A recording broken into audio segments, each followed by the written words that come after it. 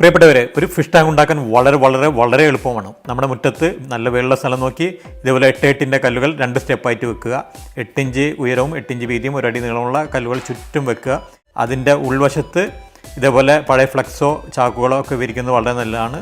അതിനുശേഷം അതിൻ്റെ ഉള്ളിലായിട്ട് നമുക്ക് 500 GSM-ൻ്റെ പോണ്ട് ലൈനർ വിരിക്കുക. ഇതേപോലെ നല്ല വൃത്തിയായിട്ട് അതിൻ്റെ ഉൾവശത്ത് എല്ലാ ഭാഗവും കറക്റ്റായിട്ട് വരുന്ന രീതിയിൽ പോണ്ട് ലൈനർ വിരിക്കുക. അപ്പോൾ ഇതുപോലെ നമുക്ക് കിട്ടും.